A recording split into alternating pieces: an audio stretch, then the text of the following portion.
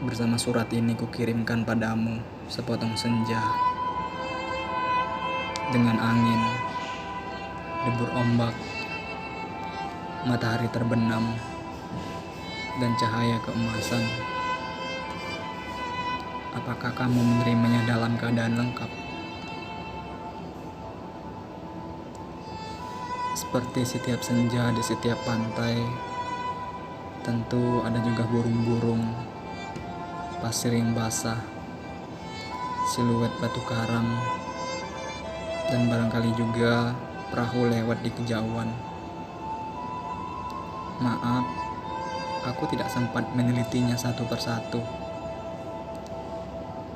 Pastinya ada juga lokan, batu yang berwarna-warni, dan bias cahaya cemerlang yang berkeretap pada bui yang bagaikan impian selalu saja membuat aku mengangankan segala hal yang paling mungkin kulakukan bersamamu. Meski aku tahu semua itu akan tetap tinggal sebagai kemungkinan yang entah kapan menjadi kenyataan. Kukirimkan sepotong senja ini untukmu, Alina, dalam amplop yang tertutup rapat dari jauh. Karena aku ingin memberikan sesuatu yang lebih dari sekedar kata-kata. Sudah terlalu banyak kata di dunia ini, Alina. Dan kata-kata ternyata tidak mengubah apa-apa. Aku tidak akan menambah kata-kata yang sudah tak terhitung jumlahnya dalam sejarah kebudayaan manusia, Alina. Untuk apa? Kata-kata tidak ada gunanya dan selalu sia-sia.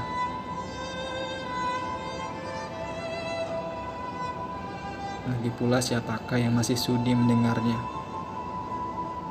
Di dunia ini, semua orang sibuk berkata-kata tanpa peduli apakah ada orang lain yang mendengarnya. Bahkan mereka juga tidak peduli dengan kata-katanya sendiri. Sebuah dunia yang sudah kelebihan kata-kata tanpa makna. Kata-kata sudah luber dan tidak dibutuhkan lagi. Setiap kata bisa diganti artinya.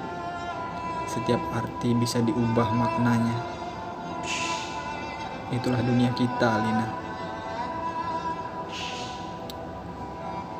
Kukirimkan sepotong senja untukmu, Alina.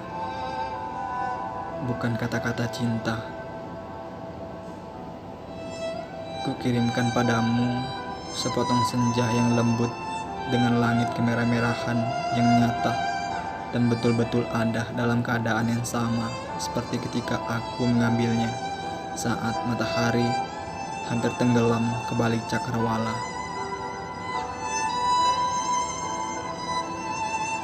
Alina yang manis, Alina yang sendu. Akan kuceritakan padamu bagaimana aku mendapatkan senja itu untukmu.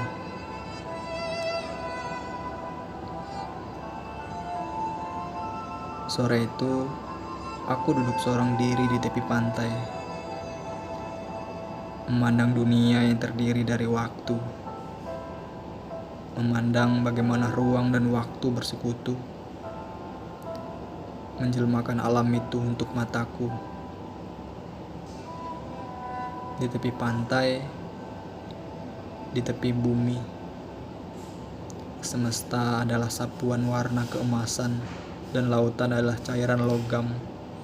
Meski bui pada debur ombak yang menghempas itu tetap saja putih, seperti kapas dan langit tetap saja ungu dan angin tetap saja lembab dan basah, dan pasir tetap saja hangat ketika kuusapkan kakiku ke dalamnya.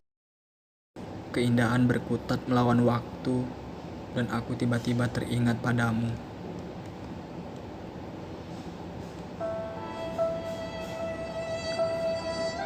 Barangkali senja ini bagus untukmu, pikirku. Maka kupotong senja itu sebelum terlambat. Kukerat pada 4 sisi lantas kumasukkan ke dalam saku. Dengan begitu, keindahan itu bisa abadi dan aku bisa memberikannya padamu. Setelah itu, aku berjalan pulang dengan perasaan senang. Aku tahu kamu akan menyukainya karena kamu tahu itulah senja yang selalu kamu bayangkan untuk kita. Aku tahu kamu selalu membayangkan hari libur yang panjang, perjalanan yang jauh, dan barangkali sepasang kursi malas pada sepotong senja di sebuah pantai di mana kita akan bercakap-cakap sembari memandang langit sambil berangan-angan, sambil bertanya-tanya, apakah semua ini memang benar-benar telah terjadi? Kini senja itu bisa kamu bawa kemana-mana. Ketika aku meninggalkan pantai itu, kulihat orang-orang datang berbondong-bondong. Ternyata mereka menjadi gempar karena senja telah hilang. Kulihat cakrawala itu berlubang sebesar kartu pos. Alina sayang, semua itu telah terjadi dan kejadiannya akan tetap seperti itu. Aku telah sampai ke mobil ketika di antara kerumunan itu, kulihat seseorang menunjuk-nunjuk ke arahku. Dia yang mengambil senja itu. Saya lihat dia mengambil senja itu. Kulihat orang-orang itu melangkah ke arahku. Melihat gelagat itu, aku segera masuk mobil dan tancap gas. Catat nomornya. Catat nomornya.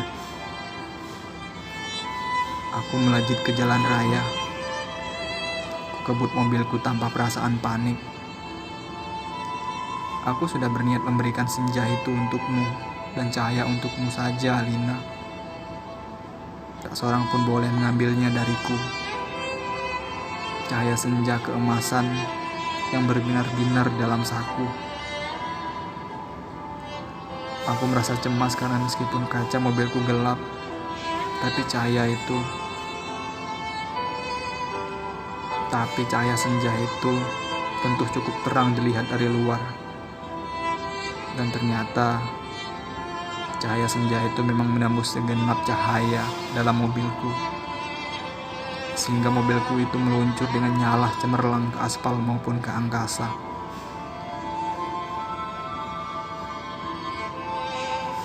Dari radio kusetel aku tahu berita tentang hilangnya senja telah tersebar kemana-mana. Dari televisi, dalam mobil bahkan kulihat potretku sudah terpampang.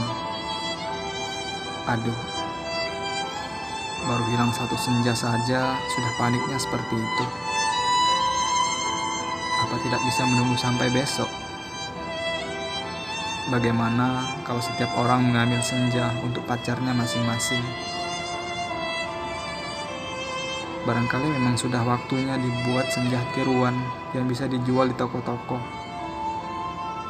dikemas dalam kantong plastik dan dijual di kaki lima. Sudah waktunya senja diproduksi besar-besaran supaya bisa dijual anak-anak pedagang asongan di perempatan jalan.